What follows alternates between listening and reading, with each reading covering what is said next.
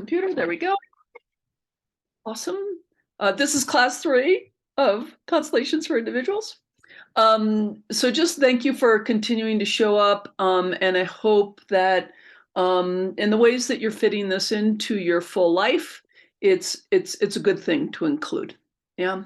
And for those of you who will be joining us by watching the recording later, we understand there's a few who have let me know. And we welcome you as well, joining us that way. So let's just have a couple moments to center ourselves. Just a tiny bit of a meditation to get us grounded and connected and to start to remind us of this constellations work that we're up to. However you like to start to do that, find your way. A lot of you will close your eyes. Perhaps take some breaths.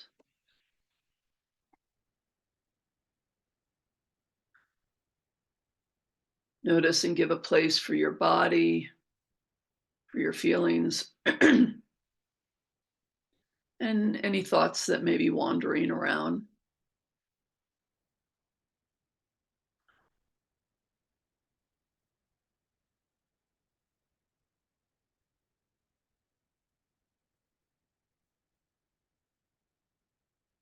And as you're creating some space for yourself, perhaps in your mind's eye or in your larger consciousness,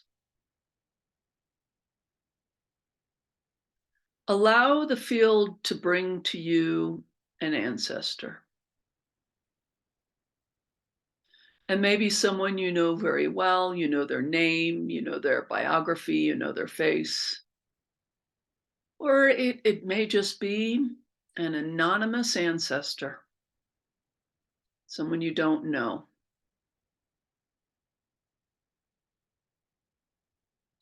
Allow that ancestor to come to your mind's eye, to your heart, however that shows up for you.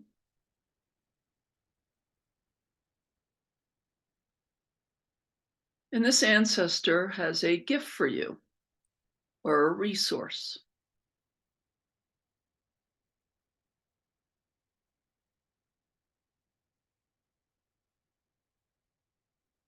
And you may see that one offering you a tangible object or a symbol or a feeling or a bit of wisdom. But take a moment and just notice what bit of goodness or resource this ancestor wants to give you now.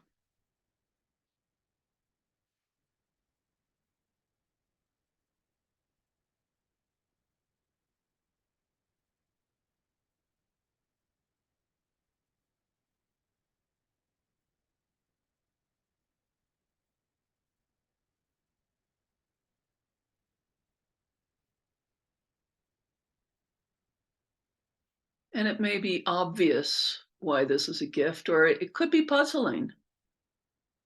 How is this a gift? Sometimes gifts are like that, right?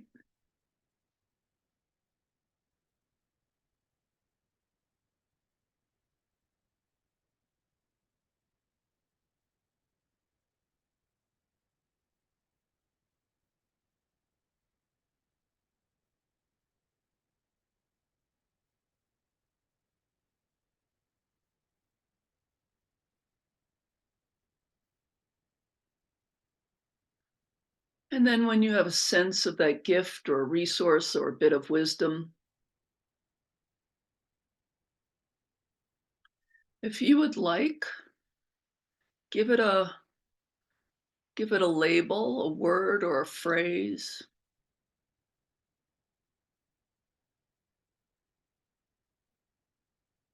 Mine would be diving deeper. Come up with the word or phrase that labels the gift a little bit.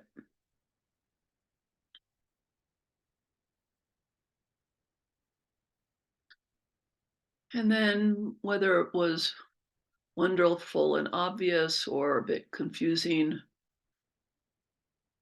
thank your ancestor for this gift. And take your time allowing that image to dissolve and come on back.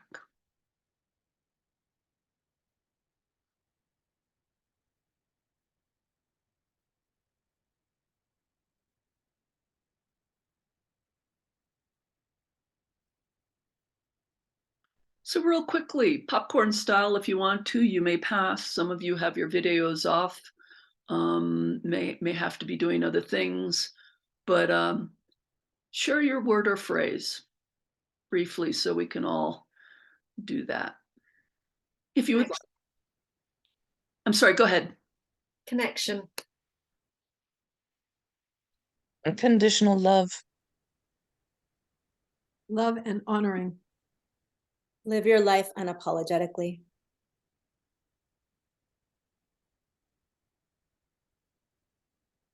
Clarity. Sorry. Go ahead, and then the other. Clarity. Bud, say that again. Clarity. Okay. And then I think it was Sarah who spoke at the same time. Delighted. Radical authenticity. Jessa, say that again.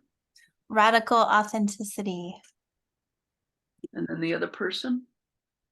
Together.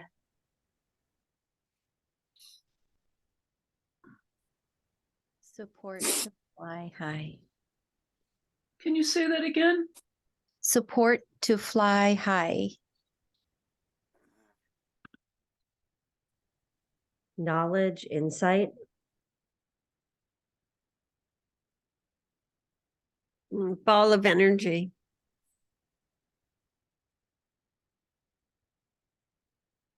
Rooted.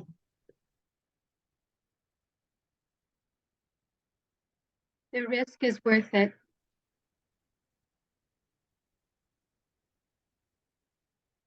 Tender, loving care.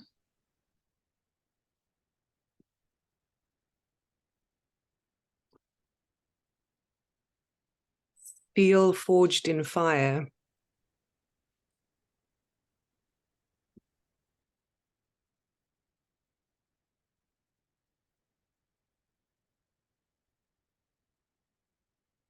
Anybody else?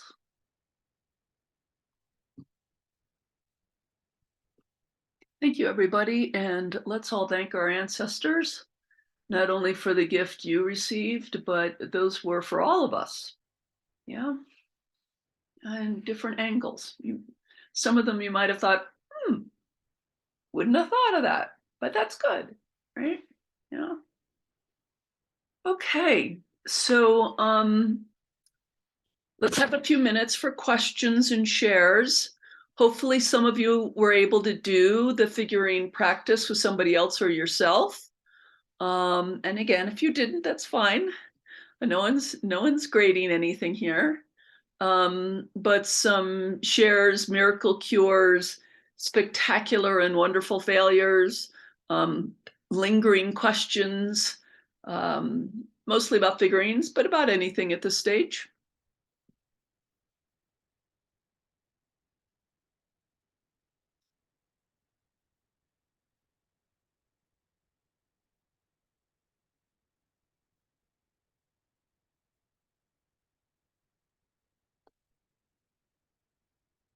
So it's good to hear a few stories about what people are experiencing in the practice. Yeah, Claudia.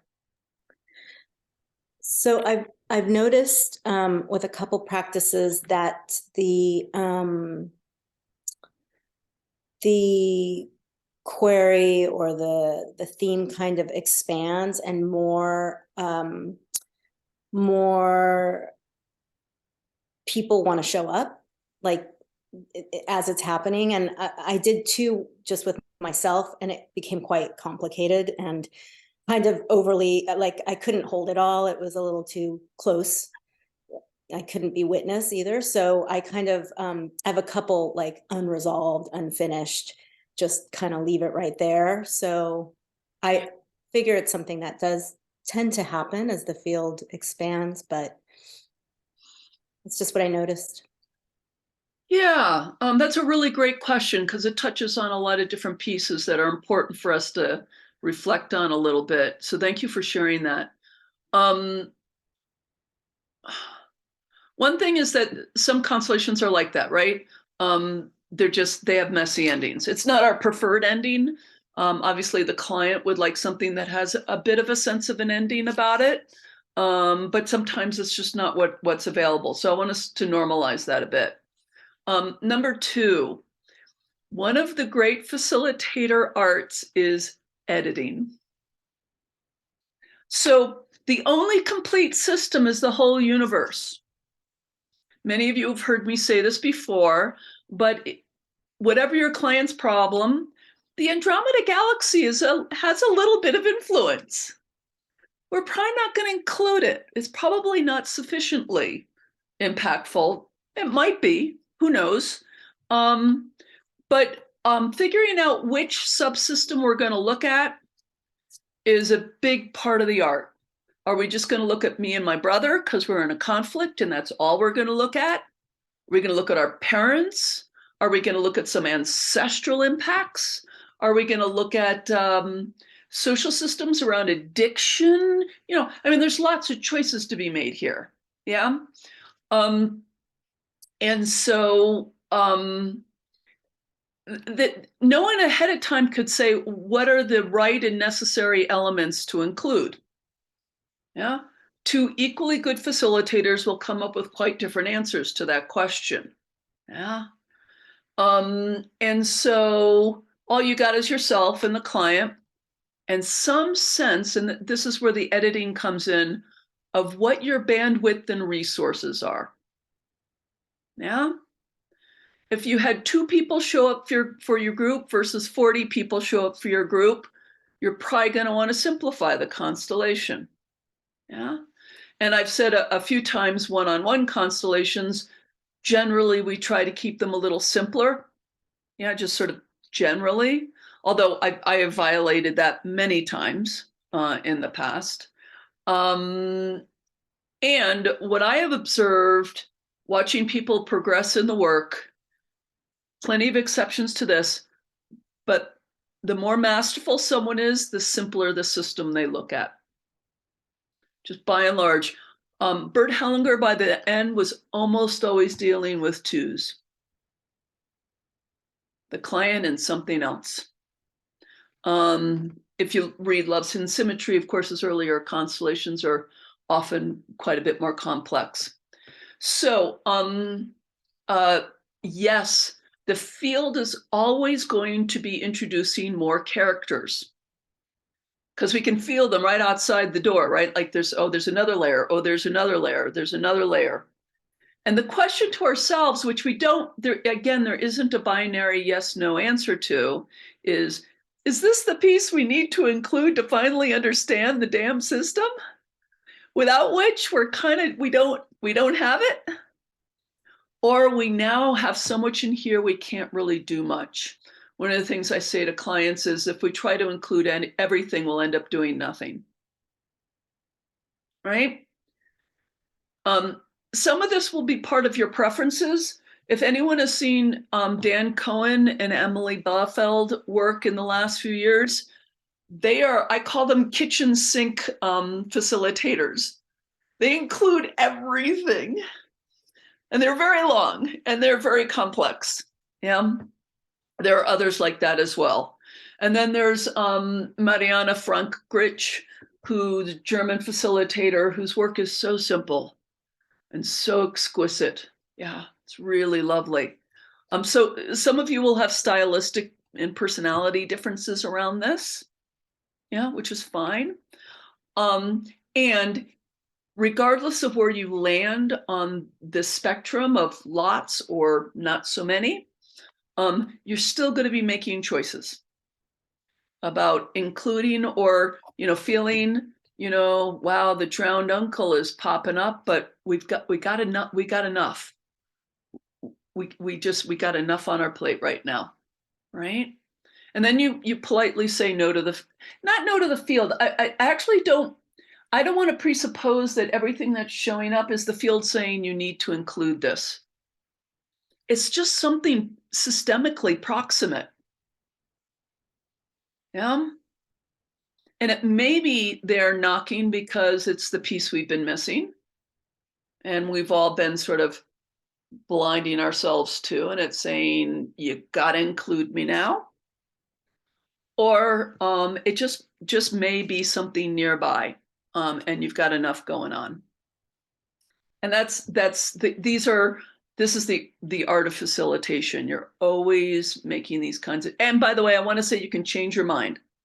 You included the brother, and then 30 minutes later, you're saying, brother, thank you very much, but it turns out this is not so much about you. I'm going to invite you to withdraw. Or you say, yeah, we're not going to bring in the brother. And then 20 minutes later, you go, holy cow, if we don't bring in the brother, we're not going to accomplish what we need. Please be ready to change your mind about these things. Yeah. As I said last time, you try something and then you get feedback. You try something and then you get feedback. It is worth noticing when you're getting past some capacities. Whoa, there's a lot going on here. We can't track it all. We may end up with something messy at the end.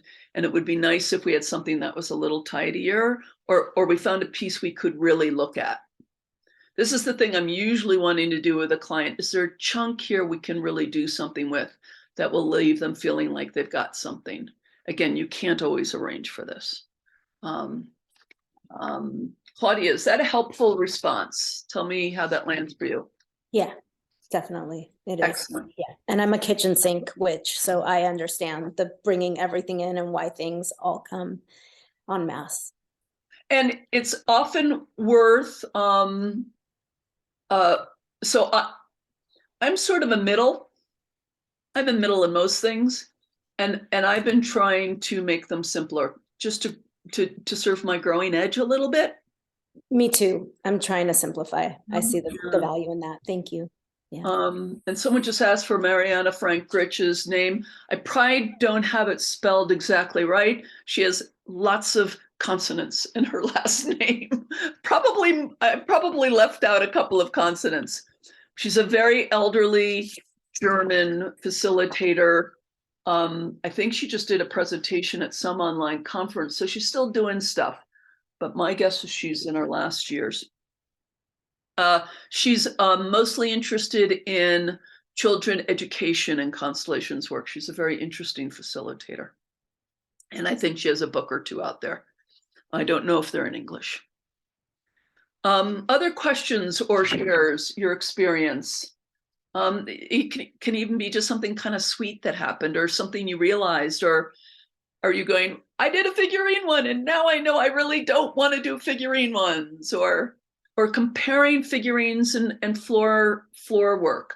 What are you noticing about these different approaches for yourself? Yeah, and Nicola. So it's not really a question, it's more an observation, and it leads directly on after Claudia's. So I like to simplify. It's my preference to work simply. But what I've noticed, particularly in group workshops, is that there can sometimes be almost an expectation in the group and in the client for very big work, and particularly to be working back generations and to not locate things in the more immediate. And sometimes that's completely necessary, but sometimes I find myself as a facilitator feeling like I need to manage that a bit, yeah? And sort of trying to just say, let's just take this one step, because this step for me feels like the step and that's enough. And of course, I've got to work with what the client wants, right? So if that simple step is not enough. So I had a practice session with a friend who I've not worked with before. And it was just so nice to notice something completely different from the group workshop, which was that actually this real simplicity, and that even a very basic step, and I'll share the step because it was just so fascinating to me. The step was simply to be able to say, simply, I use the word simply, it wasn't simple.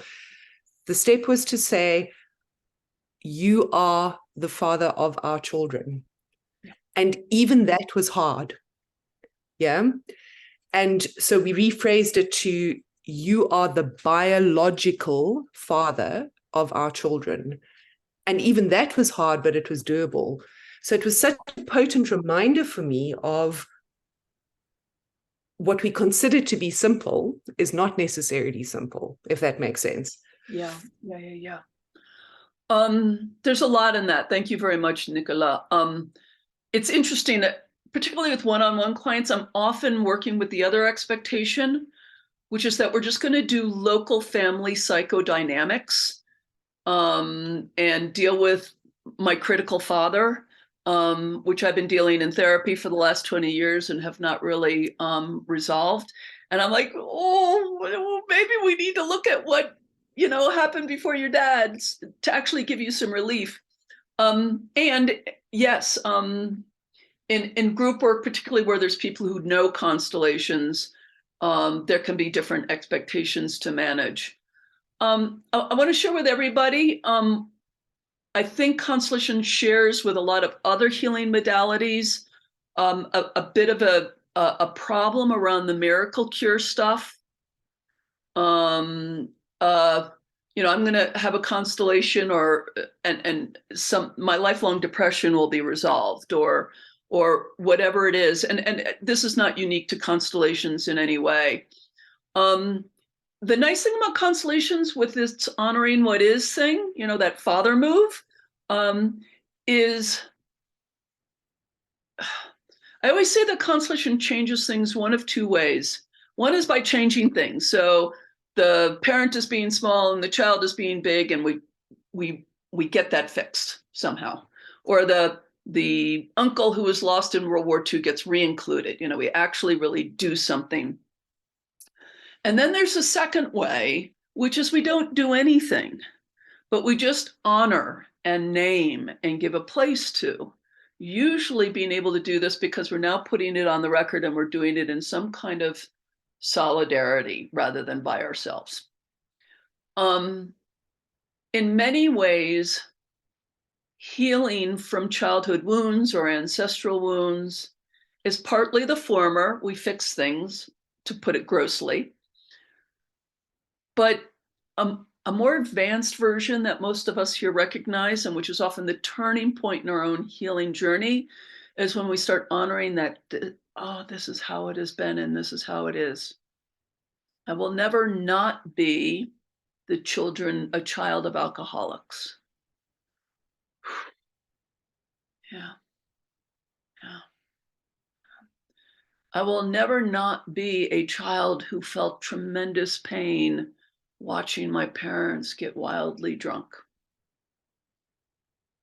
Yeah. And it's like, I've always known that my whole life. How is that helpful? I don't, right? But there's a stance, there's the bowing, there's the solidarity of the practitioner or the circle. Yeah. There's the moving from secondary to primary emotions that actually allows us to start being present to how it is. Yeah. So, and so a lot of my movements with my students and workshops, if I can, these little moments of helping people shift out of the understandable childhood longing for something way better than the way it was. That deep childhood yearning and longing for completion with the parent. Yeah. To move from the fantasy-based need for something to be fixed to something more reality-based. This all sounds a little glum, but actually this is the place where I sometimes I want to call my business the chop wood, carry water constellations. Yeah. How do we find the joy and being exactly who we are with the histories that we have. Yeah. And dignity in it. And anyway, so there's something about not declining the client's request for us to take the parental spot, and to decline the implicit request to meet all the childhood needs. Yeah. It's more, how do we stand to mourn it with them and get some needs met? You know, if we can find a version of mom who can finally show real love, right? Then we actually have a different carrying of mother in us. So I do believe in the fixed version, but there's also this other version as well. When we can get a group to that place of maturity, then we can do some stuff with people. Then we've got a circle that's just can be wowzers. And again, that's coming into the place of primary emotions. If we're spending too much in secondary emotions and a lot of that miracle cure stuff, you've got a rough day ahead of you in a group. You're just, it's tricky. It's very tricky business. Yeah. So there's a little bit of culture formation around this. But coming into relationship with it ourselves can help us to start be leaders around this with our groups, however they show up. So Nicola, thank you for the question. This is something actually very important to me. And I really, when on Facebook people say, Constellations is the work that the world needs to bring peace and healing. And I'm like, oh, I don't think so. It's going to do its little wonderful bit, right? Yeah.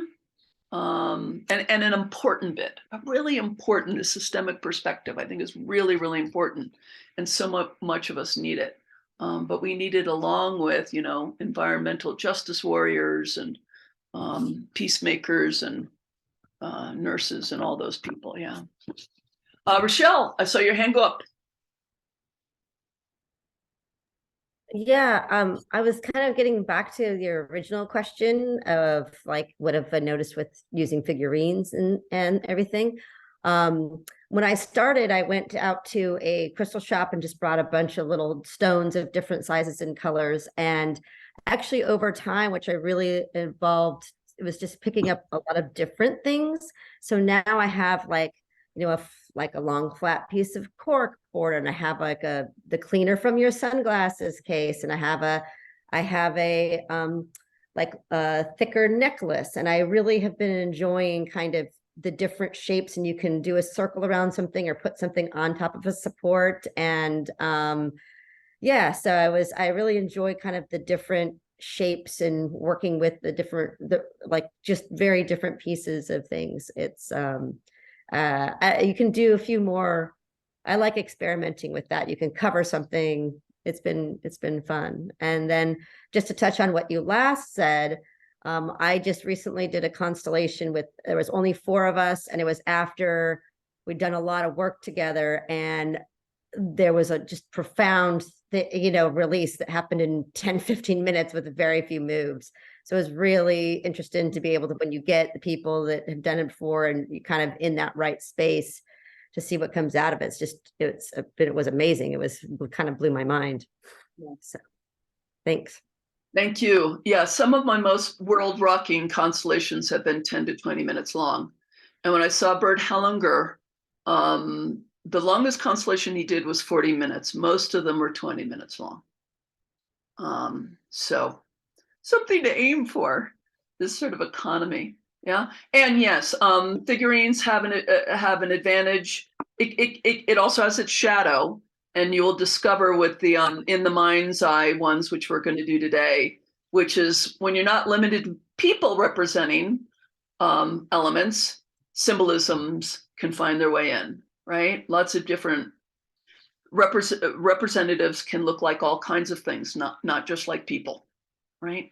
And that's very interesting. Yeah. They can look like dragons. They can look like chopsticks. Yeah. They can look like all kinds of things. Yeah, Joan. And then we'll move into our material today. So you were talking about one of the simplest achievements in a constellation is getting the client to just accept what is and maybe honor it a bit, right? Yeah, I'd amend a little bit, I'd wordsmith the language a little bit, getting them to accept, I don't know, finding a space where they spontaneous consent to it would be the hope. But yes, in general, yes. Okay, so if you have a client whose problem state, present state, history, combination of those is such a valuable state to them, such something that they just defines them, and even though they say they want to get rid of it, they don't. Mm-hmm.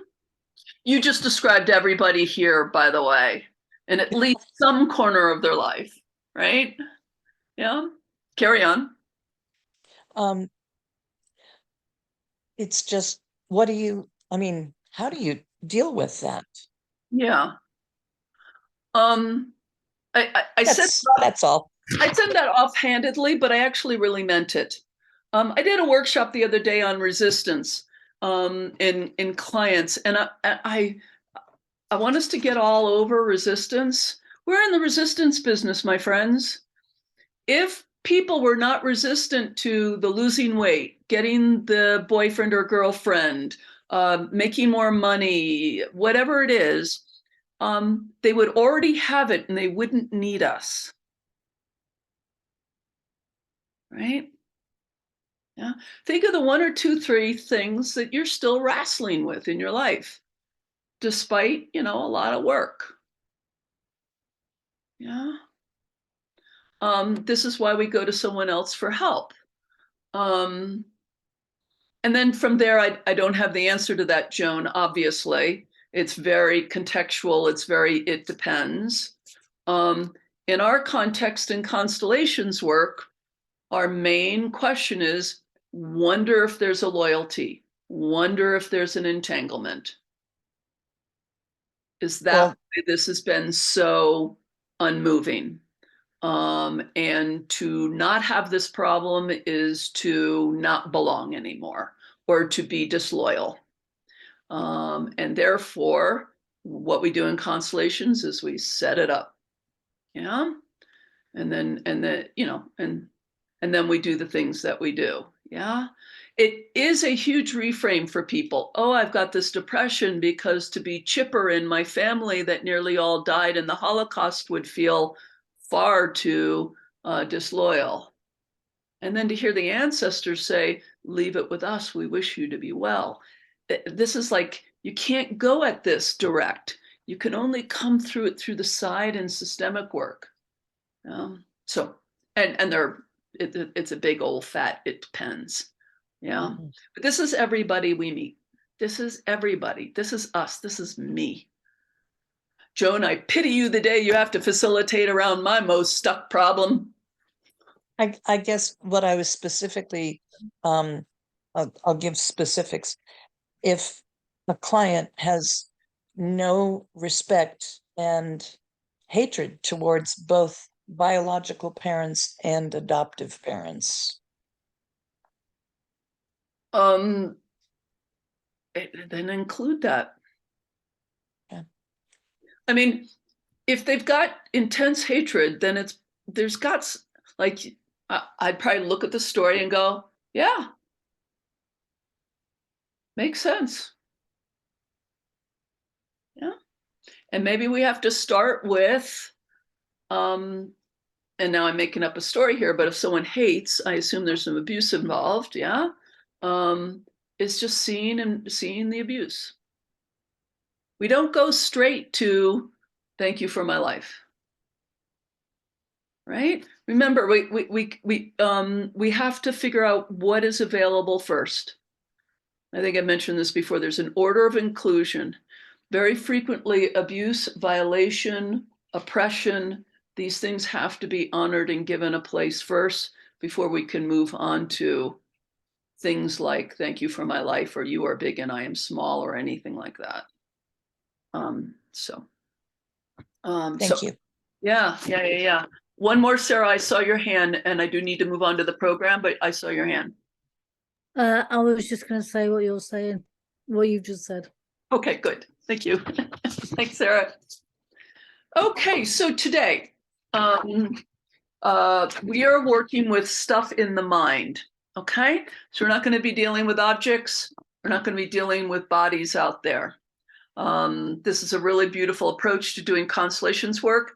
And there's basically two versions of this. There are constellation meditations, which I'm going to model first and talk about a bit. We are not going to practice it, and I'll explain why in a moment. And then I'm going to talk about constellations in the mind. Okay. Constellation meditations are basically guided visualizations that you can do with a large group of people. Constellations in the mind are back to our original class topic, constellations for individuals, something that you do one-on-one. Okay. So constellations meditations, I would like to demonstrate this for you. And I'm going to invite us to hopefully get a little movement around money. Who here would like a little movement around money of some sort or another? Yeah, of some sort or another. Okay, good. So I'm going to invite you again to find your center, to find yourself. Close your eyes. Do what you like to do. I like to notice my feet and my butt in the chair. Start to notice my breath.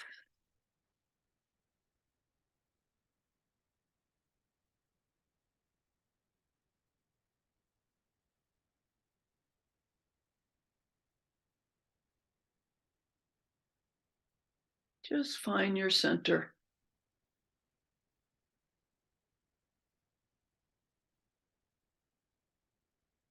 And most of you will have to have your eyes closed for this because I'm going to invite you to imagine a space inside your mind's eye.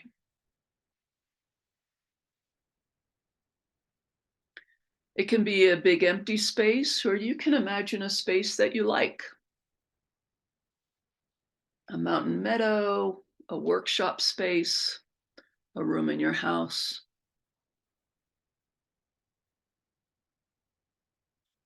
Just notice a space inside your mind's eye. And as you're doing that, you're going to bring to mind two different representations.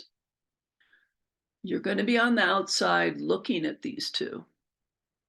And one of them is a representation for you. And one of them is a representation for money.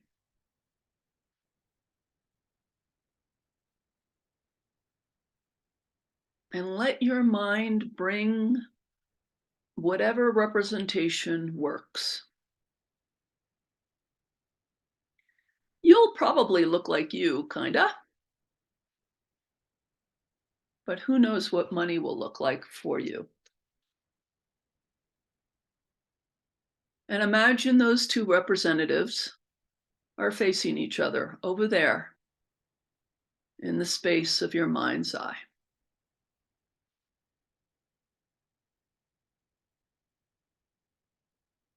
Breathe a little bit as you look at those two.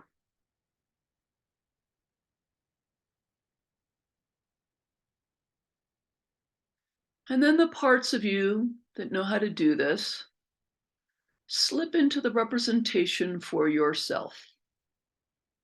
Facing money. Fingers in your fingers, toes in your toes. Breathe with that one's lungs.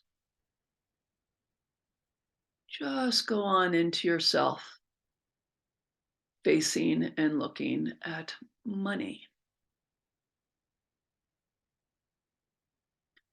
And from this position, what do you notice? With curiosity, without having to change it, what does it feel like? And if you have any, significant discomfort, just give yourself a little space for money, give yourself enough room so that you can just be present to money.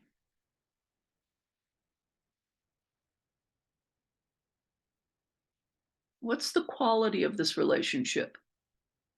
Is it comfy and cozy? Is it nervous? Is it confusing? Are you close? Are you distant? Is one of you bigger than the other? Take a moment to just notice the quality of your relationship with money.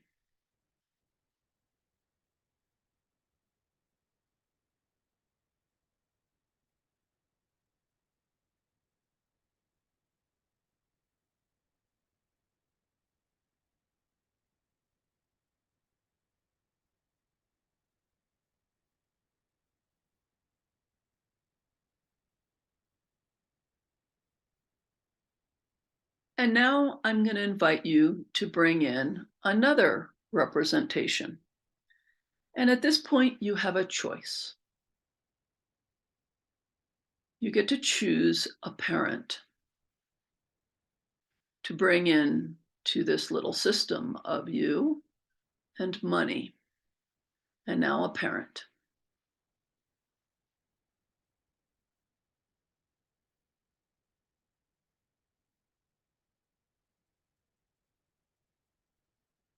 As you bring in the representation for a parent, what is this triad like? What does it feel like?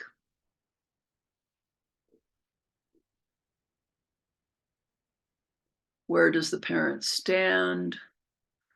Do you and money change your position? Are two of you closer than the other one? Just notice this system of three with curiosity.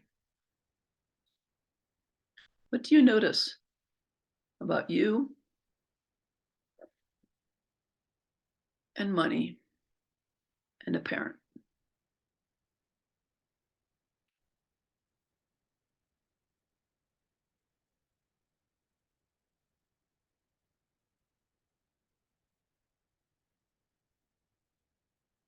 And then we're going to bring in one more representation.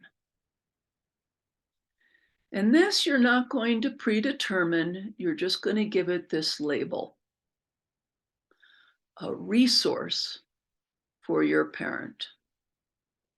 And let the field determine the content of that representation. So allow that fourth representative to come in. It's a resource for your parent.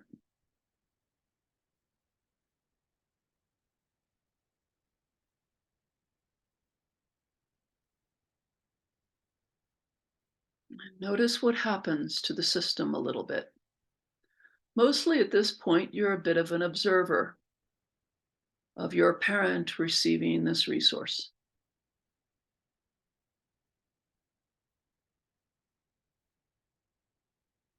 You and money together are watching this, perhaps.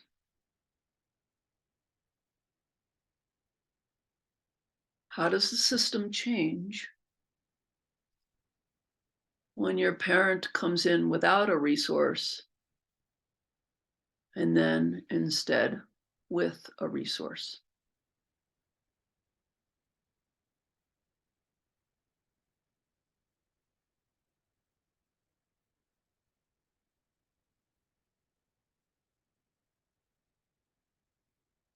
And now finally, one last move. We will allow the image of the parent and their resource to return to the larger knowing field. And it's just you and money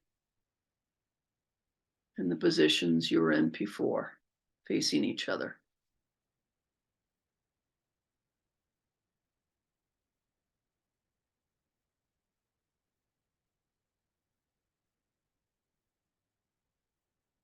What, if anything, is different about this relationship? in the light of the parent who has a resource.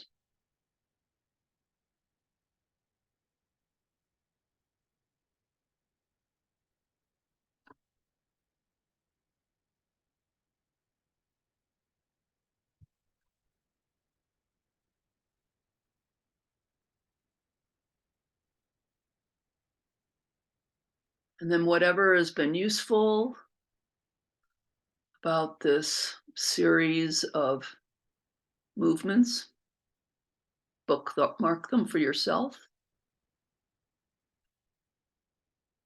Take your time. Allow the images to dissolve and come on back.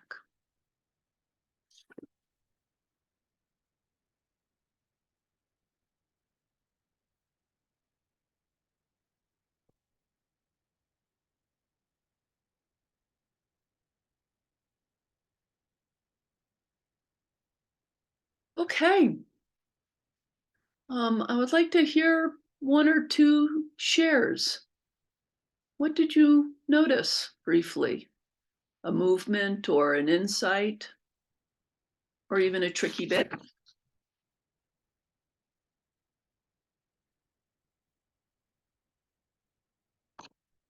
Let's hear what that was like for a couple of you. Yeah, Emma, I think I see your hand. Yeah, it was really interesting. Money ended up like some money for me was an arrow. And when the parent came in, the parent was holding the arrow. It was my mother. She was holding it. And there was something quite threatening about it. And the resource that came through was some sort of animal or deer. I don't know. Okay. And then I don't know if it's just because I'm way too imaginative, but like then then my mother used the arrow to kill the deer. And so to kill the resource, but it was actually resourcing. That was very strange. It was this, oh, I don't know if it's strange, but like the image was my mother using the arrow to like kill the deer, and in that there was some relief. And then it actually gave my arrow a different type of direction when everyone left. Yeah. It was no longer this arrow pointing to the sky where I felt like very sort of like avoiding it. Like it was pointing more towards like Earth, like towards somewhere on Earth. Yeah. Yeah. So I invite you to hang out with that. And thank you for demonstrating the pros and cons of constellations in the mind. They can be very fluid, right? And they can be very imaginative. Our unconscious really can play a role here, to the point where sometimes we're like, there's a symbol, I don't know what it means, right? For me, that's quite evocative. It returns us a little bit to, again, if it was my imagery, you get to interpret it for yourself, of the fact that, that sort of original hunting gathering sort of consciousness, yeah, before we had anything like money to mediate our needs. Yeah. And how do we acknowledge that's part of who we are? Yeah. Like we might think money tidies things up, but it doesn't completely, right? Yeah.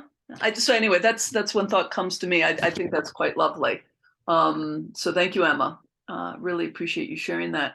Somebody else have a share?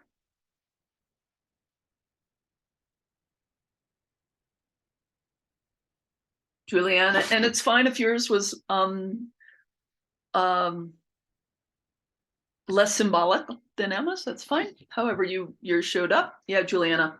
So money was different kinds of birds. It kept showing up in different bird forms. And that when I brought my parent in, it was my dad. And my dad was up on a pedestal, way up high, looking down on me and money. But he was particularly looking down on money. And when we brought the resource in, it was his father behind him, and he leaned back into his father, and then very slowly he was starting to come a little bit down. He didn't come all the way down, but he was coming a little bit down. And actually the result of that was that I felt much closer to money. There'd been a big distance before, you know, but it felt like actually money put there, even though it was an owl, put, you know, hands on my shoulders kind of thing. And so actually it felt really good. It felt like something got dismantled, maybe a little bit, you know, it was a little bit different. Yeah. Nice. Yeah, thank you. Yeah. We're working with some really basic constellation ideas here, right? Which is that if our parents were not resourced in whatever ways, yeah. And Joan, I'm sorry, I'm gonna have to move on. My apologies. Then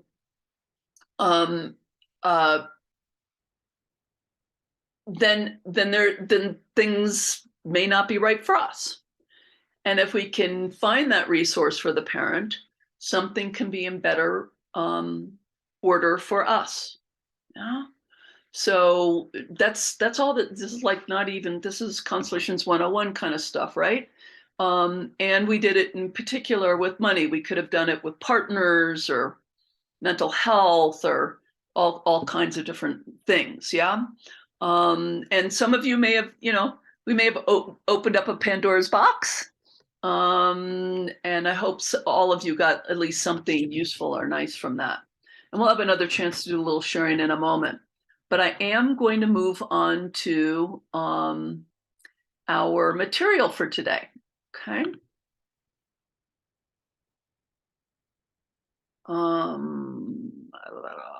There we go. And then we need share screen, and then we need this.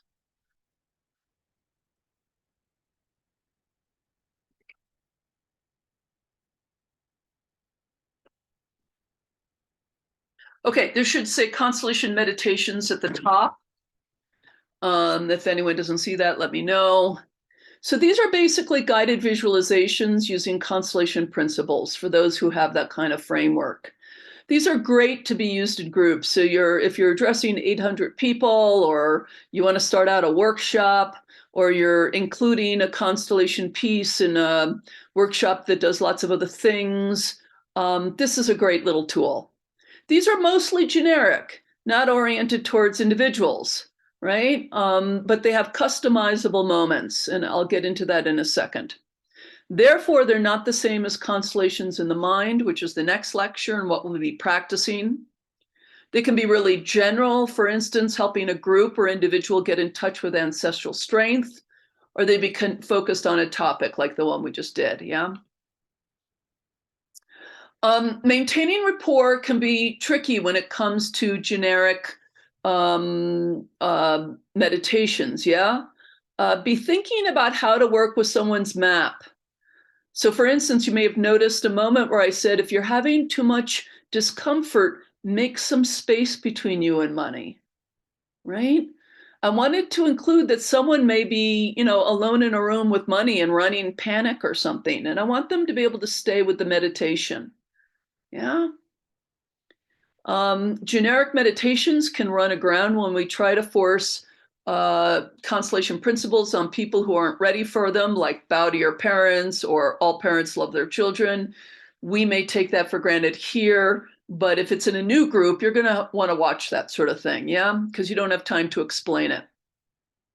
Set up the meditation well and generically with basic constellation principles in place.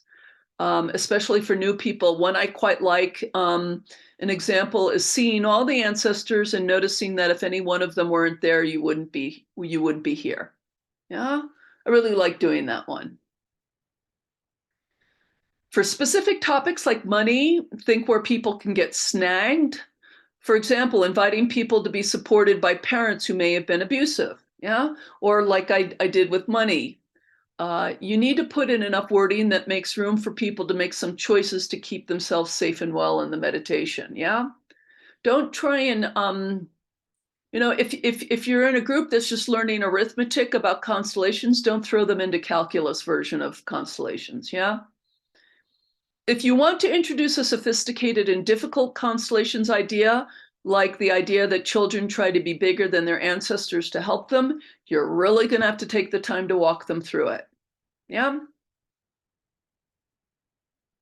Avoid generalizations that may not apply to everyone, like see what it's like with your brothers and sisters when they might be an only child, or notice your ancestors who chose to come to the USA when they might have been forced to the USA via slavery. Yeah, just watch out for those. This will just completely blow up a guided meditation for me when there's an assumption about my life that doesn't fit. For a new group, despite my last demo, consider mostly not focusing on parents. Parents are often triggering and you often need more rapport and connection to work with that. Just be aware of it. Yeah. I got around that a little bit by letting you choose. Yeah. And if there was a parent you didn't want to deal with today, you could choose not to deal with that parent. Try to include a few moments that make it possible for people to customize the experience for themselves, like getting to choose the parent. Give them some silent time to do that. Whoops. There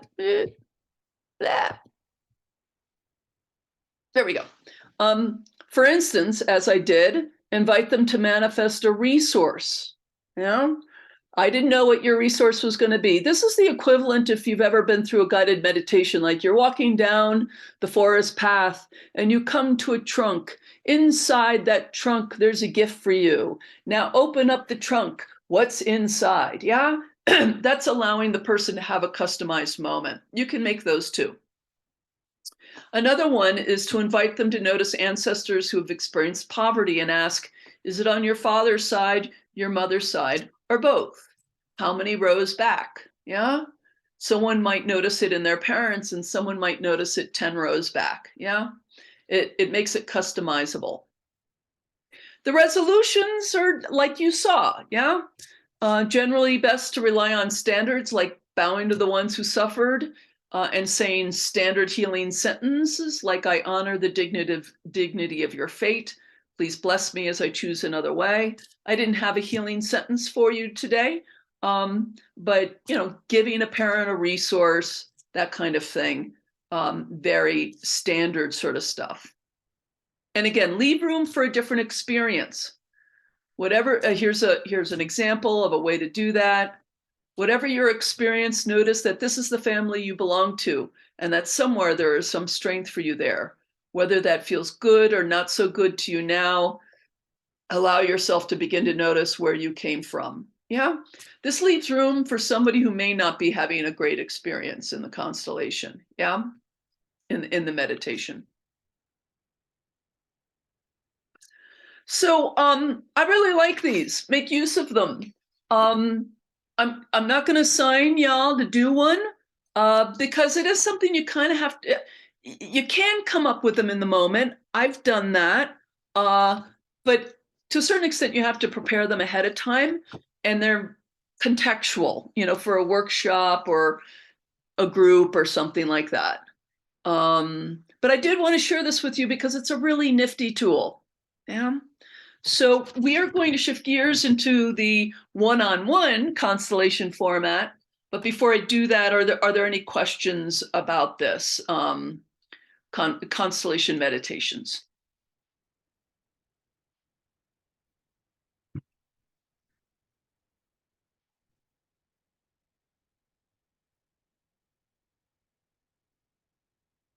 No?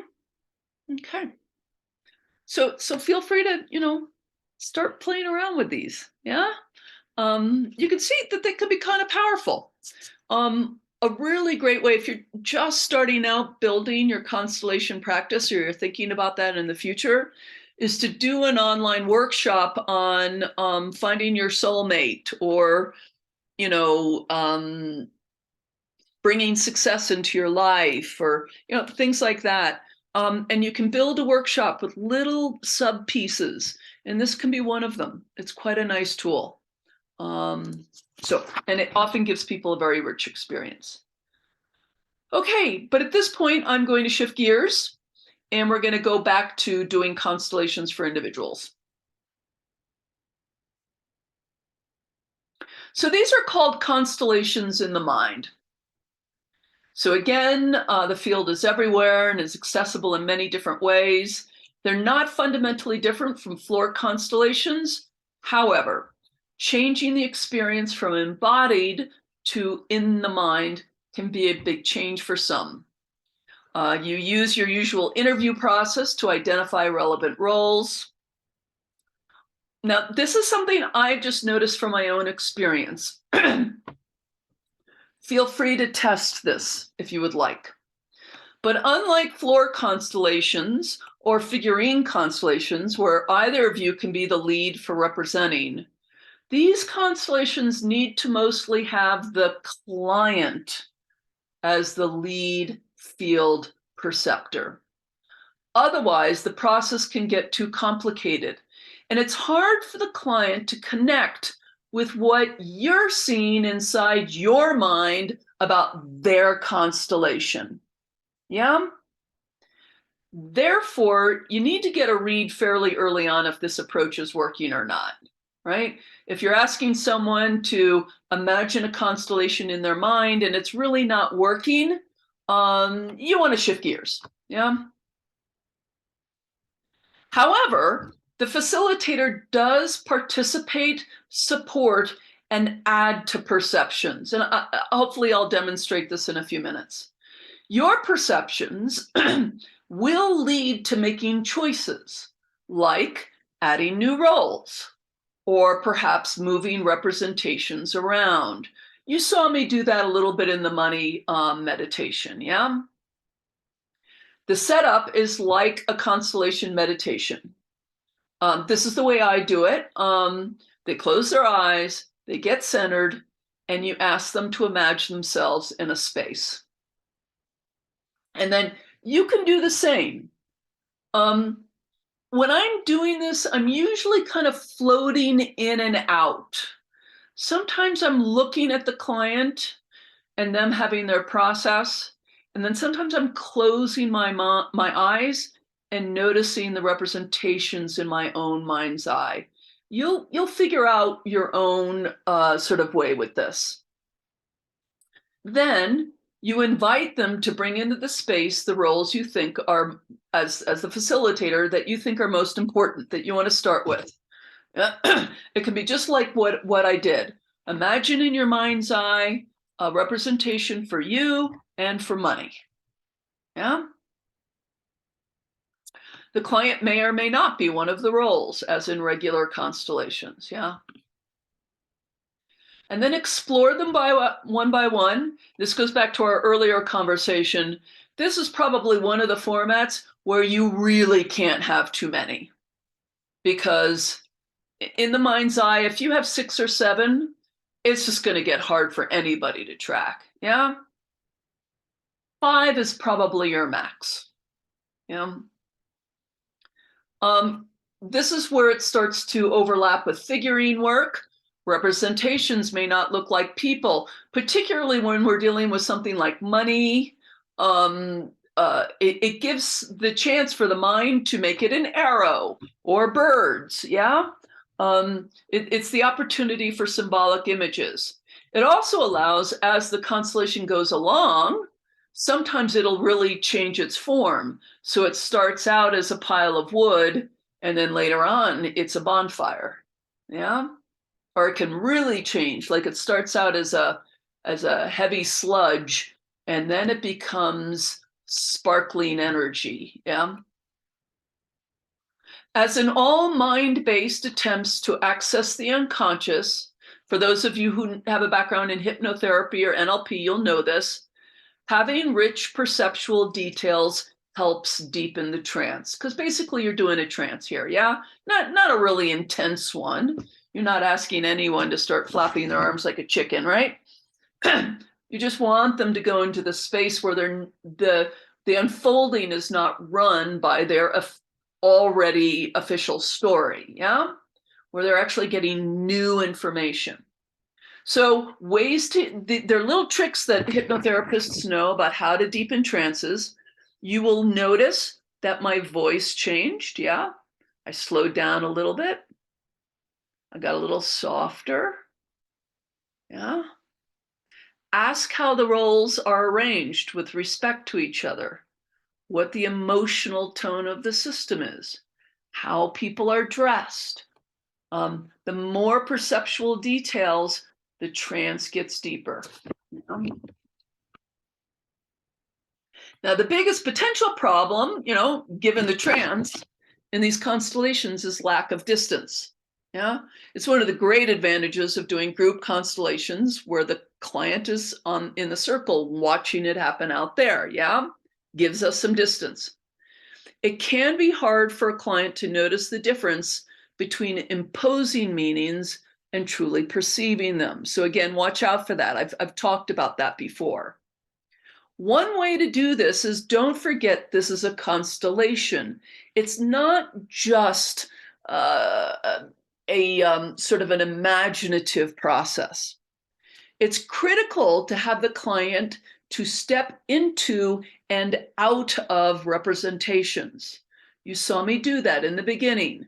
I could have extended it. So after I had you step into you, yeah, I could have had you step out of yourself, step into money looking at you. Yeah, you would have gotten a different hit on the relationship between you and money, because I promise you money sees it differently than you do, right? Yeah. So, and it can be very useful to have someone step into, money or depression or things like that. Yeah.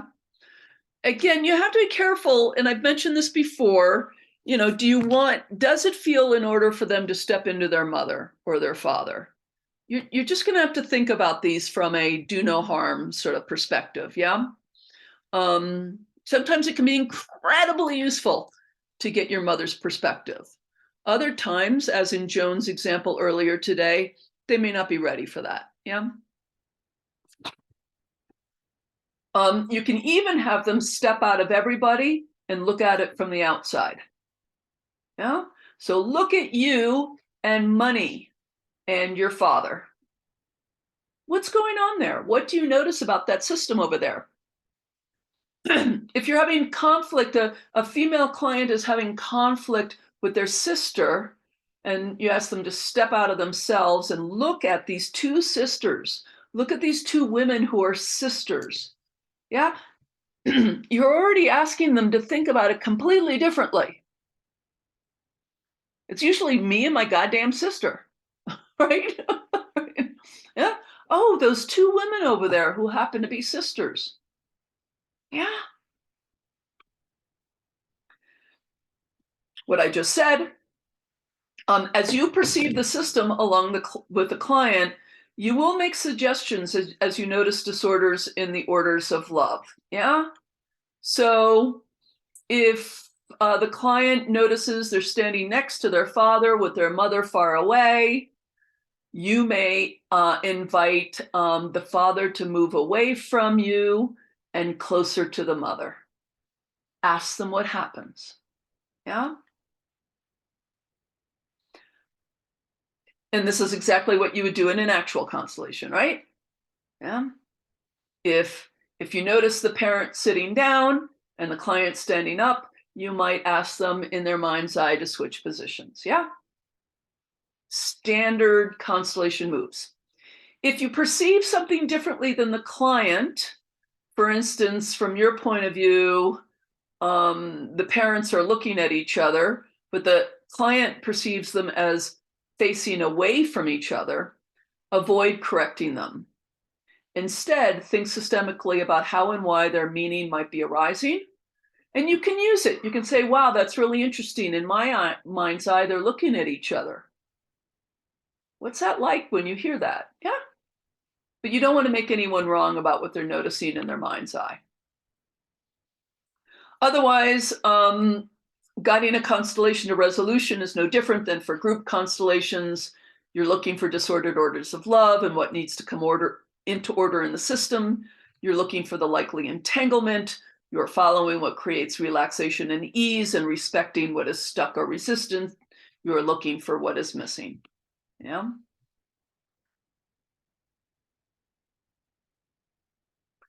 So for who here is working in the mind's eye, like, whoa, I didn't even know you could do this. We've got a few people. It's kind of newish. Yeah. Every once in a while, I have a client where figurine or a literal physical constellation, I can tell is just spooking them. It's too new and it's feeling weird and too woo-woo. And so I just keep having a systemic conversation with them. And every once in a while, I'll say, could you just look in your mind's eye and see your father with his father who died when he was 2? What do you notice about that? Yeah. And you can do it in little snippets. And they'll say, oh my gosh, that's so sad. I bet. Yeah. And then you can bring, yeah, and you can do it real stealth. You don't even have to label it a constellation, right? You can imagine it can also work for lots of contexts where you just don't have the space or the capacities in some way to do the other kinds of constellations. So any questions about this? Or observations or comments? Yeah, Greg. Hey, yeah, so I guess my question is, gosh, so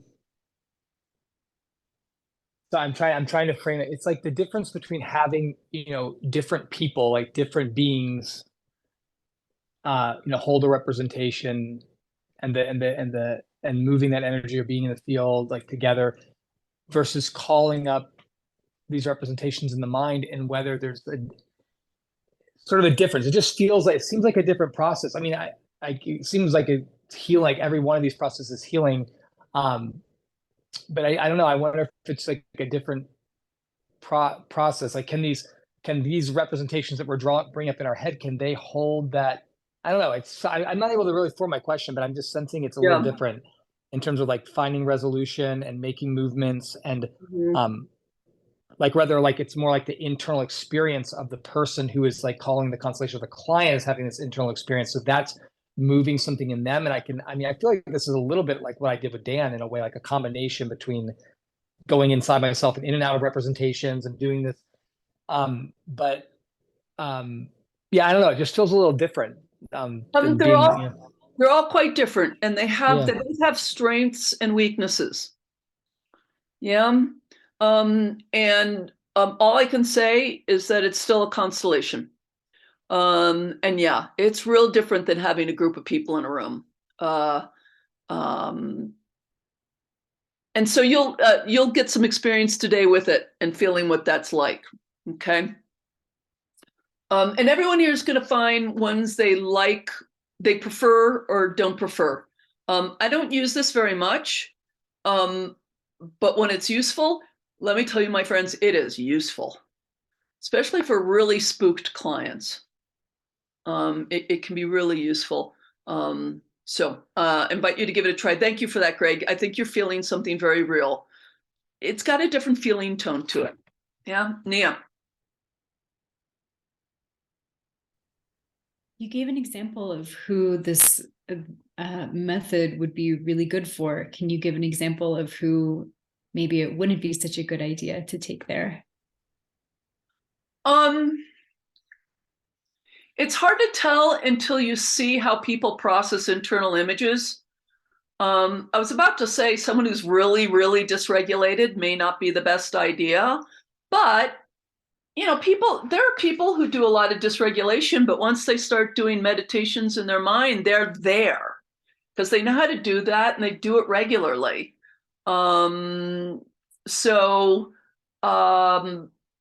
It's not my first go. If I can do any of the others, I'm probably not going to do this just because it is missing the embodied piece. Yeah. But for me, it's more of a really useful in places where the others are not such a great fit. Having said that, there's always one or two who take to this like ducks to water, and you say, this is the way I'm doing constellations with individuals going on out. There's going to be a couple of you who really take to this. So bit of a preference. Yeah, the real tell about not using this is when you start doing it and the client's just kind of confused and lost, or they're too stuck in their official story. And so they're seeing in their mind's eye their official version of things. Then you want to shift gears and do something else. Okay. Other questions?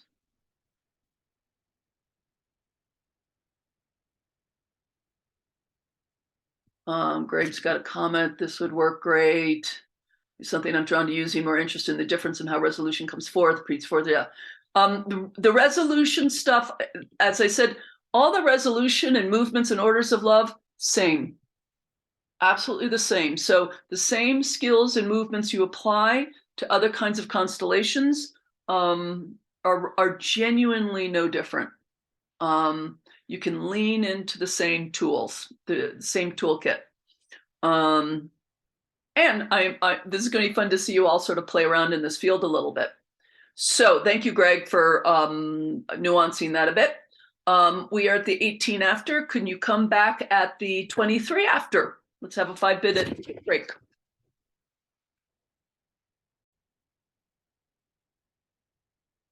Okay, my friends, come on back.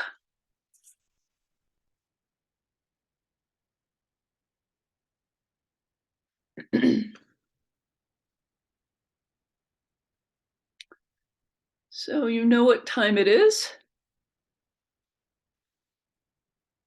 For anyone who has not yet had a little demo constellation, we'll be looking for a volunteer. Again, someone who doesn't mind partial work, someone who doesn't mind having it recorded, and the issue has a very simple system, very simple set of representations. So Emma has raised her hand. Anybody else? You got. Do you like CJ or Cynthia?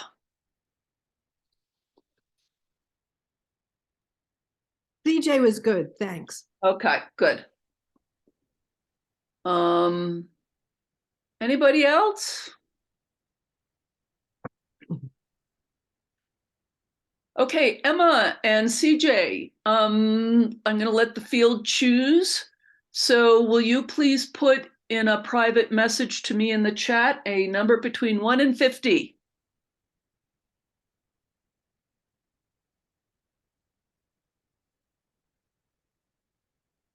This is, like a lottery or something like that, right?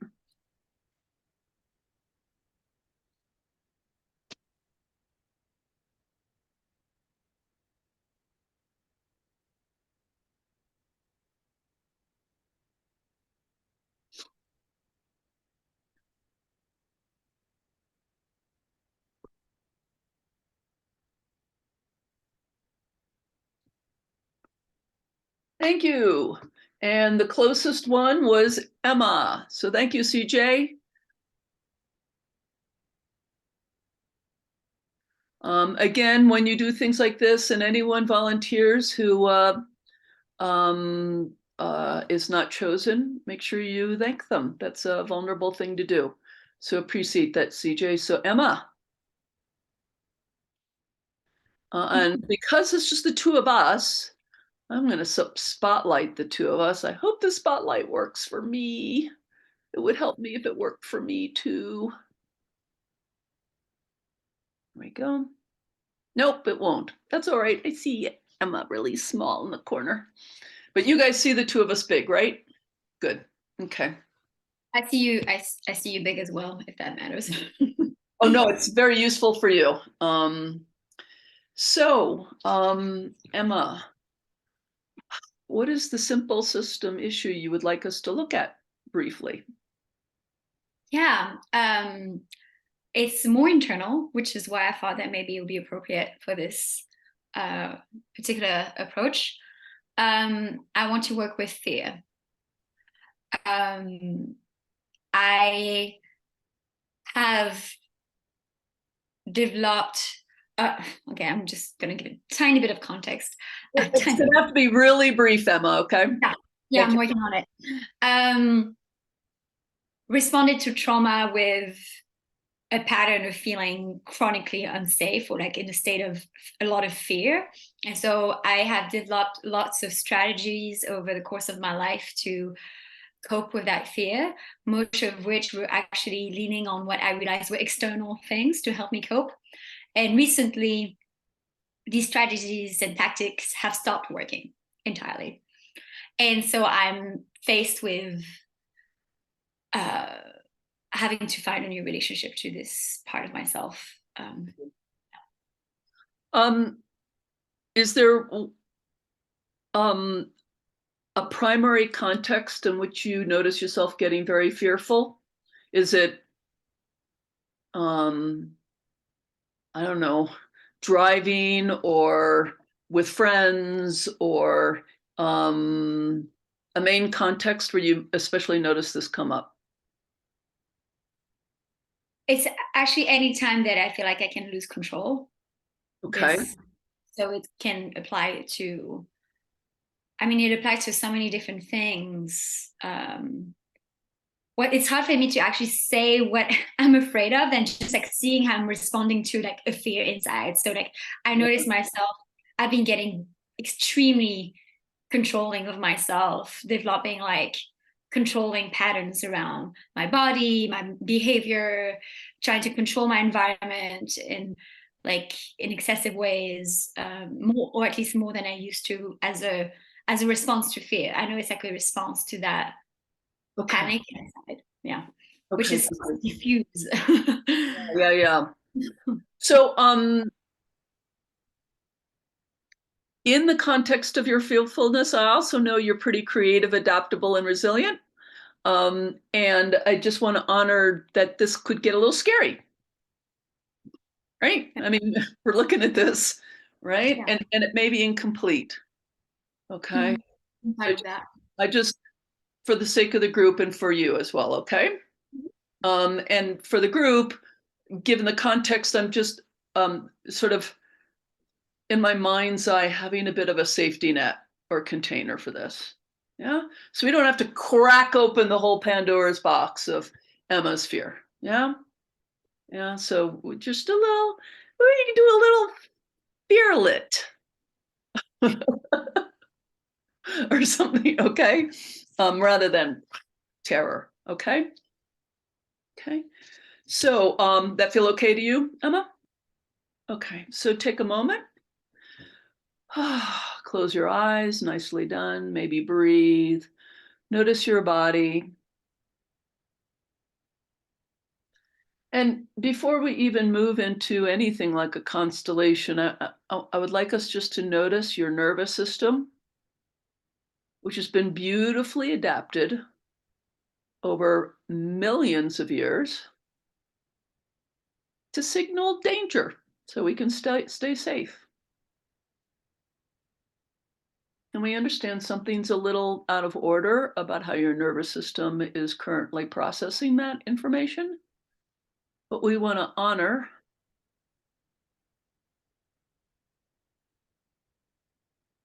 what an important need it's here to meet.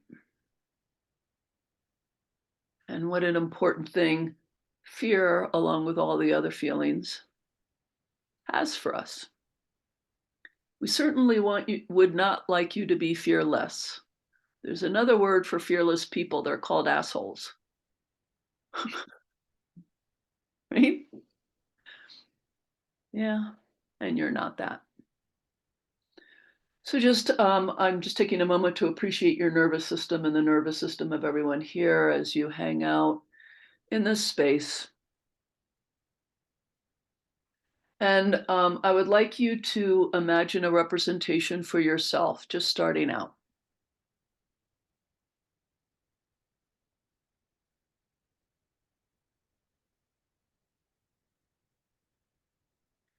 And with you, I would like you to imagine, I don't know, I'm going to call it a teddy bear resource. Just something, if you include it, you feel a little comforted, you're glad it's there. It's a little soothing. It doesn't work miracles, but it settles us a little bit. Do you have that? Mhm. Okay. Now in that space, I'm going to invite you to bring in a third representation.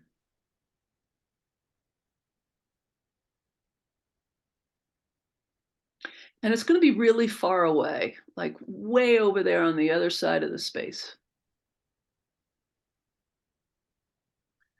Which is what you imagine you are afraid of. It's not the fear, it's the object of the fear. It's way over there. Like if you need to put it on the other side of a mountain, do that. Yes, good breath. Well done.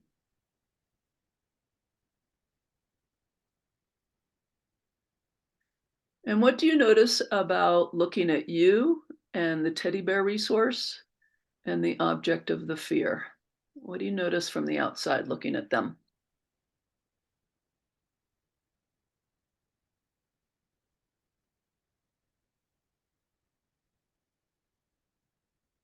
I notice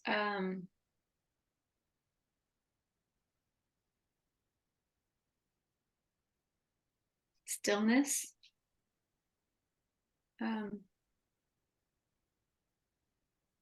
Yeah, there's a sense of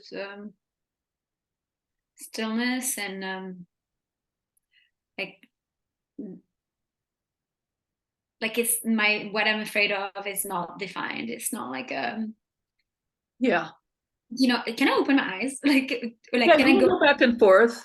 Yeah, so like what I'm afraid of is symbolized by this like mountain lake that looks very dark.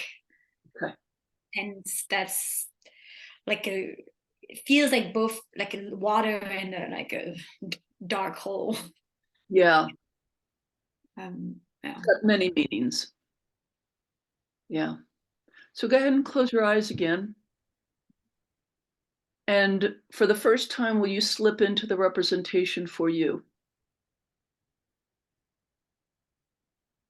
Looking at the object of the fear, that dark lake over there that is still.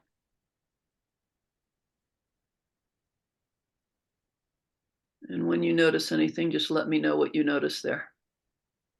Yeah, so from my perspective, it's not still. Okay. It's like I feel the spinning, like that's why I was like, is this a lake or a dark hole? Like it's like, Yeah. like I noticed like it is a spinning. Yeah. Is it also got any gravitational quality? Like does it feel like there's a pulling? Yeah. Yeah. In your mind's eye, are you actually being pulled closer, or are you just afraid of being pulled closer?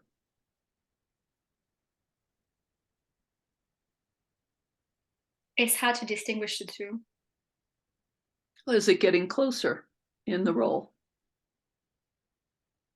It does feel like it's closer than what I saw as a third party looking at it. Okay, thank you.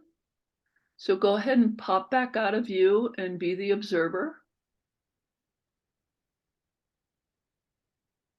Now you know Emma's perspective on this, what it's like for her. What do you notice from the observer position now?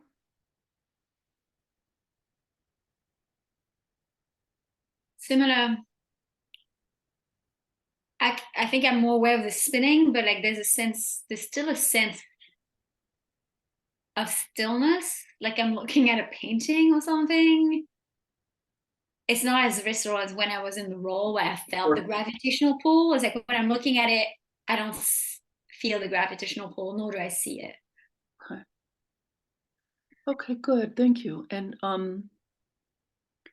as you're looking in your mind's eye, I'm going to suggest something, and you are always free to say, yeah, I prefer not to do that. Okay. But I invite you to represent the still dark lake. In Looking, contrast to the spinning dark hole, or just like just what it is. whatever that object of fear is. Okay. It's been given a bunch of different names. Yeah. Yeah, whatever that representation is, yeah. Mm-hmm. Just step into that representation. And you might be surprised about what you notice from there, from that one's point of view. What's it like to be that?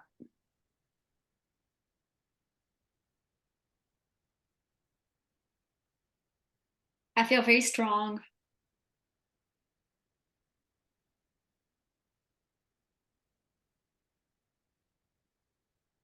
And I feel this like stillness at the same time, like strong and still. But like what really I feel like physically is like this sense of like my arms feel really strong right now. And do you notice Emma over there? What is it like to look at Emma over there? It's nice. It's funny. It's like I feel very self-contained. Like I don't need Emma. I don't like I'm fine that she's around, but like I don't have a strong whatever feeling about her. I can tell that she's afraid though. Yeah. Like I can tell that. I From don't there- feel yeah. From there, can you say to Emma, I see that you're afraid. I see that you're afraid.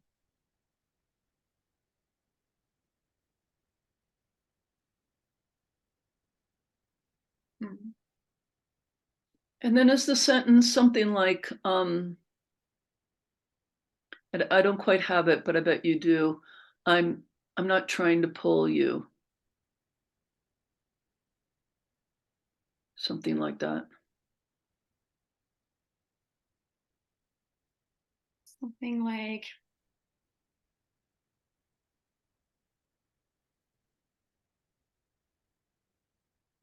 I'm not gonna force you to do anything. Yeah.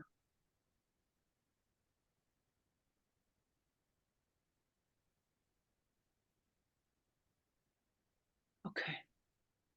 So, thank you. Step on out of that one and back into the observer position, please.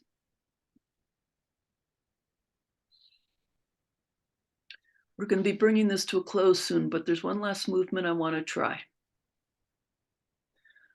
I'd like you to imagine one more representation, and what this is, it's the best part of that one you just stepped into, that strong, still, deep, whatever we call it thing.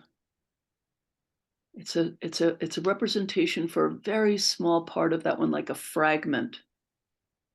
And it's the best part. Maybe it's the strength, maybe it's the stillness, maybe it's the still strength.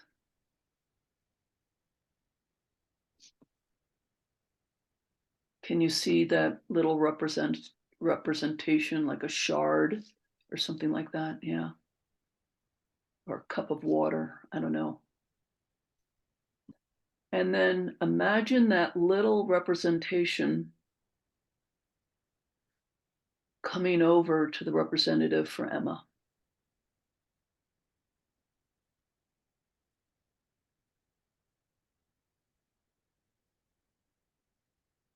While the original object of fear is still pretty far away.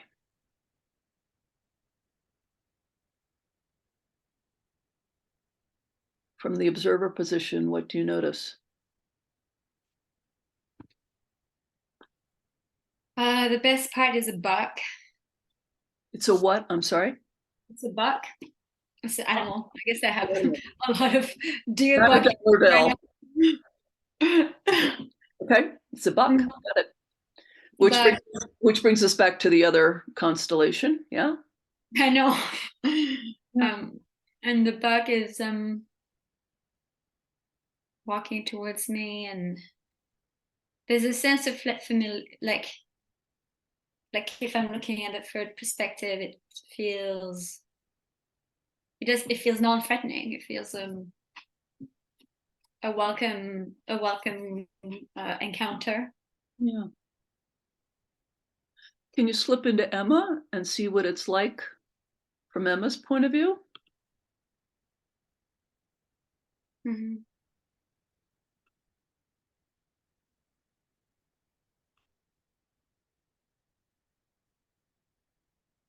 Yeah.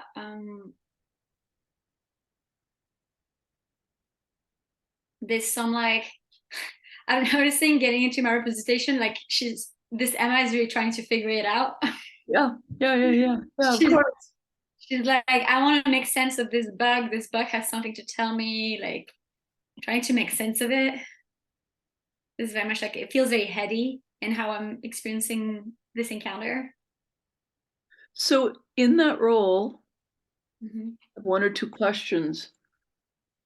That gravitational pull to the object of fear, what's going on with that now as the buck is approaching?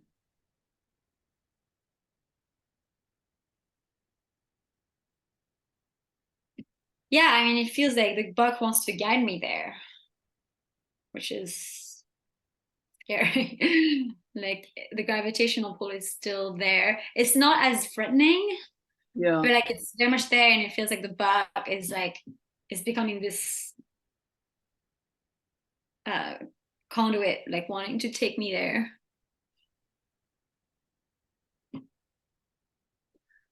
So I'd like you to hear the buck say this sentence to you, Emma. One thing at a time.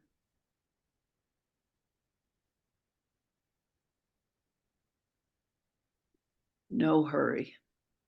Mm. Mhm. Feel my nose in your hand. Mhm. And let's do that for a while. Mhm. The rest will wait.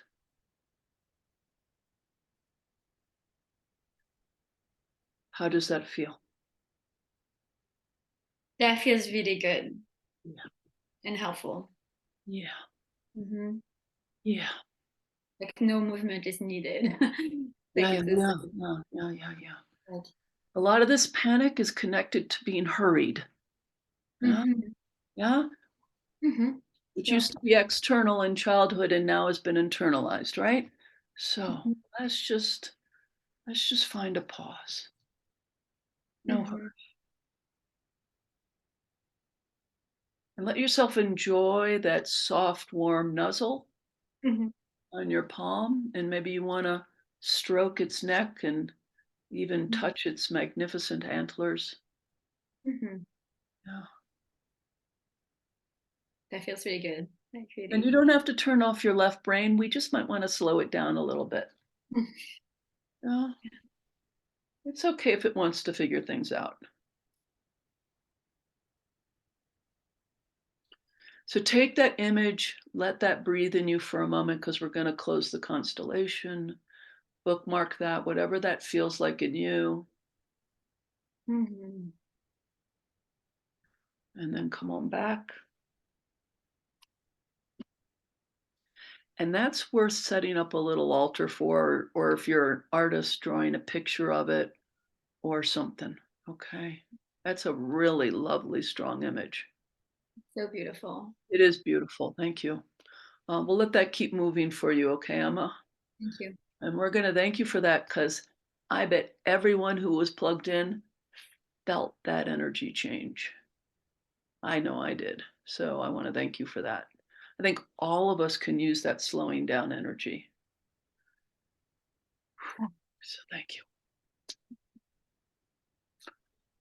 So now I'm going to put you all into groups. I'm trying not to do it in a hurrying way. Oh, let me unspotlight people, because I can't tell that people are spotlit. But any technical questions from the group before I put you into pairs? And of course, I'm going to ask if someone doesn't want to be paired, but hold off on that for a second. Any technical questions? You're going to have 30 minutes each. You're going to offer up an issue, and then ask someone to close their eyes and look in their mind's eye and create a space and set up representatives and then notice the system. And you'll notice I did healing sentences, yeah?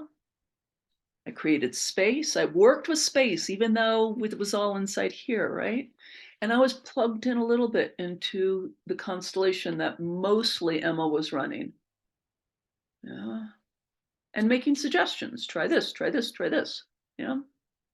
Yeah. So any technical questions about any of that?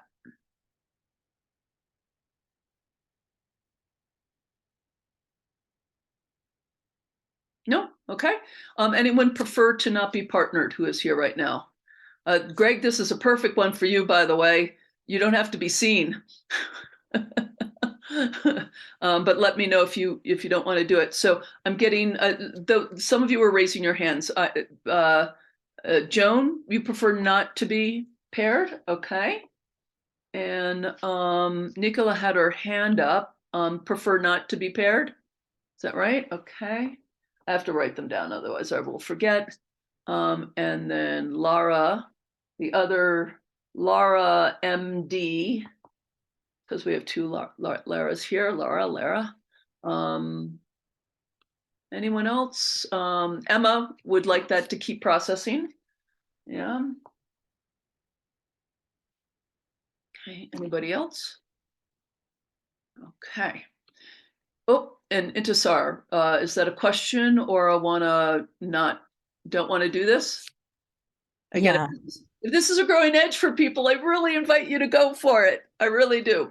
I think the reason I say no, not, I've done so much personal processing this past week. I feel like processed out. I'm happy to facilitate, but then I don't want to not be able to reciprocate with my partner. Yeah. Any of the four here, Joan, Nicola, Lara, presumably not Emma because she's marinating, want to simply receive and not facilitate. Nicola would love. I'm happy to, like, that's a win-win. If you end early, that's fine. Intisar, would you like to facilitate for Nicola? Mhm. Okay. Joan or Lara, any feelings about that? I'm experiencing a good deal of pain right now, so physical pain, so Sorry. I'm gonna Okay. pass. Okay, I understand. And Greg, can you just unmute? I just want to make sure that you're present and you can be partnered. Yeah, I can, I'm gonna go for it. I'm hanging in there, so. Okay. Good. Just might not be on camera, depending, but I'll try. Okay. Well, this is one of the ones where you can do this on the phone. A lot of constellations are hard to do on the phone, but this is when you could. Yeah, if that's all you had handy. Yeah, Emma. I just want to say that I'm in a similar position. I just don't want to receive, but I can give. Okay. I don't know if I'm supportive at all, but I guess just like I'm perfect. Like obviously I don't want to do it again. Lara or Joan, would either of you like to receive? Joan would not. I could. I can't. Yeah, Lara? Yeah. You would like to receive? Yeah. Okay, there we go. Win-win. Okay. And again, if you guys get done earlier, then you've got a full hour, but yeah. Okay, good. That's a nice win-win. Okay, that'll take me a minute though, because that will require some moving around, So give me a sec. And again, if there's a group of three, I will just make sure that people who've been in a group of three before are not this time. This is all going to take me a minute. Okay. That's Lara, not Joan. Change.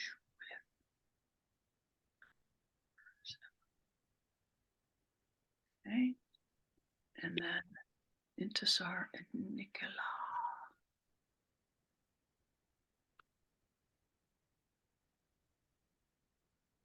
And again, everyone is going to receive an invitation. And those of you who don't want to practice, just ignore.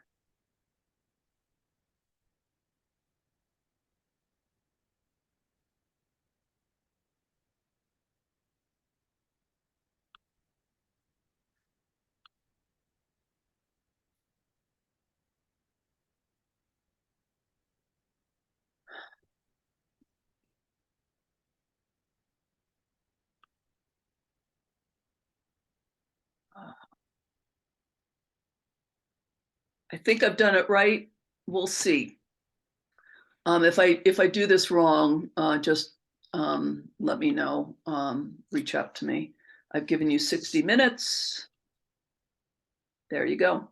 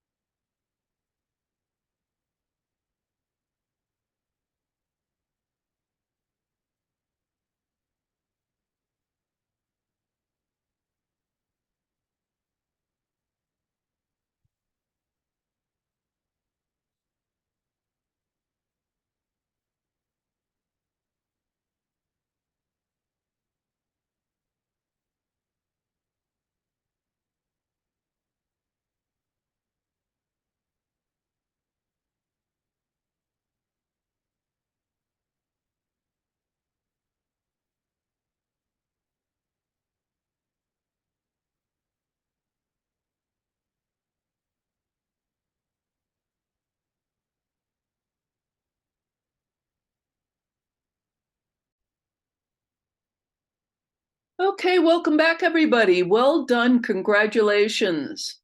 As some of you may have noticed, especially those of you who are newer to constellations and maybe have not had a basic training yet, this one is the trickiest for sort of keeping the boundaries and making it a constellation rather than a whole lot of other very good things you can do with your mind and your unconscious, right? This sort of hypnotic process. There's some overlap there. So, I invite you to keep practicing with this and notice How do we make sure it's a constellation rather than some other really good thing that we do inside of our mind's eye? Which is basically means thinking about the orders of love and disentangling and bringing into order. So a couple of shares or questions, miracle cures, a tricky bit. I would love to hear from people. There was some really beautiful stuff going on.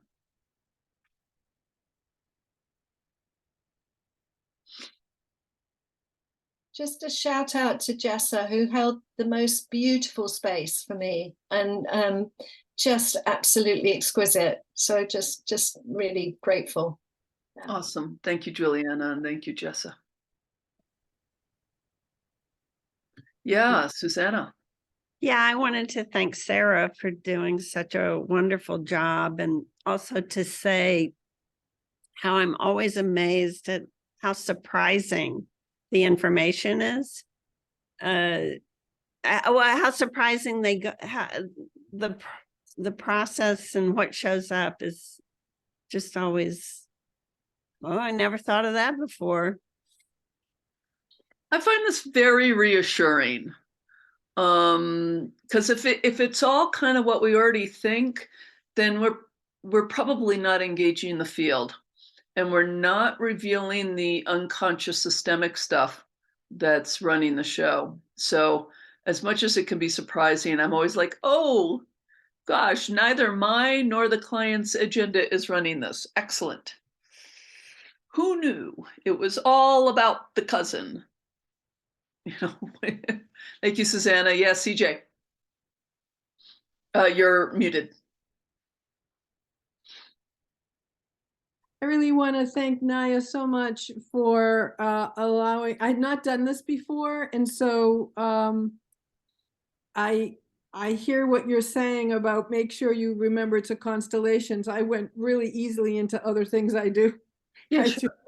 And so that was just because of my own, like, I'm not good at not knowing how to handle stuff. So I am really grateful for the space that Naya held for me and this moving into a new thing, a very new thing. Yeah. And just FYI, it's Nia. I know we don't know how to pronounce each other's names here. Who knows how to pronounce each other's names? And yeah, the hypnotherapists and people who do guided visualizations and stuff like that have both an advantage and a disadvantage. The advantage is you're used to working in this space, and you have some tools that are super useful, like helping people with trances and stuff like that. Of course, the shadow is that you might fall back onto what you already know. So, and that happens with all of us. Yeah, absolutely. Thank you, CJ. Thank you for saying that. You're welcome. And I think it's like anything else. It's practice, practice, practice, and not be afraid that, and that's what I learned, not to be afraid in that helping world, that something does come through no matter what, even if we're a little jagged in it. Yeah. Yeah. Again, the knowing field is supporting us. Any other questions or shares before we start to bring this to a close? I'd just like to share my deep gratitude to Intisar for the same word as Juliana used, an exquisitely held, incredibly safe space. So thank you for bringing all your skill and expertise. Yeah. And Leslie, also to you for bringing this group and each and every person in this group, because we're all benefiting so much from the work that we're doing with each other. So thank you. You're welcome. You're welcome. I love the vibration of collegiality here. Even though this is definitely, for anyone who's ever done martial arts, this is a mixed dojo. The white belts and the black belts are hanging out together here. And to have graciousness around that with each other, and every once in a while getting quite a stunning piece of work from somebody. So that's nice. Yeah. Okay, so you know your homework. Practice a constellation in the mind with somebody, a client, even if it's in and out, stealth or explicit, a friend, a colleague. And yes, you can do them on yourself. You can sit down, space. I've got this conflict with my repairman going on. Representative for me, representative for the repairman. You can definitely do this. Again, resolutions on weighty topics are a little tricky, but you can definitely come to understand the situation better. The other thing you can do at this stage is that you can start to mix it up. A little bit of figuring, a little bit in the mind, a little bit of getting up and moving around. That's what this is for, is to feel the edges and where your strengths might be. So practice it this week if you can. And then come back with your questions and your observations. So for now, just take a moment, return to your heart. We started out with a constellation meditation. First, a gift from your ancestor, and then you and money and resourcing a parent. We learned more about constellation meditations and constellations in the mind. Then we did that little piece of work with Emma. And then you've done the piece of work you've just done. So take a moment and allow an image, an insight, a nugget of learning, a gift for today's 3 hours to come to you.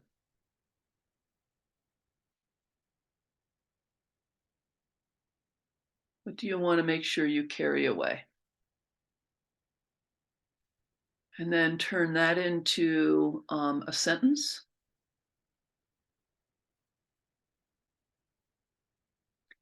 And popcorn style, just share your sentence. What's your gift today? It's different than I thought, and it's beautiful and abundant. I'll save myself a lot of trouble if I just let myself be vulnerable.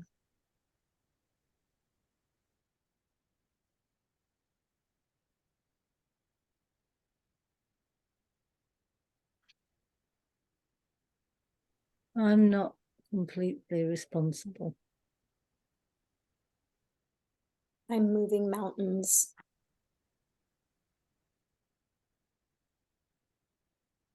It is wise to keep good company.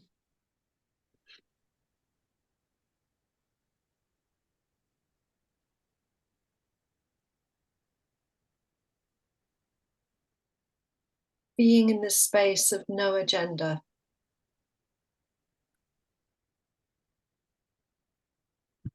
Hearing from another that there's no hurry.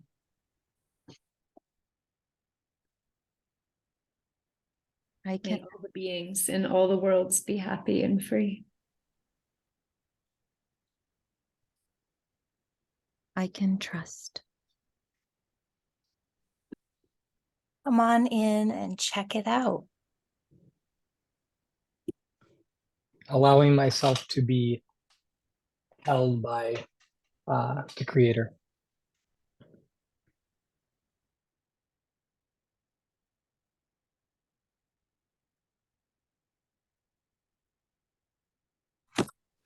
If I slow down on my own resource.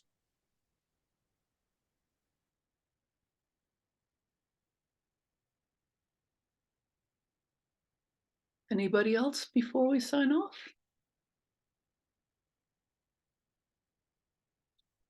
Okay, my friends, unmute, messy goodbye. Bye. Thank you. Bye. Thank you so much. So much. Bye, everybody. Thank you. Thank you. Bye, guys. See you next week. See you next week.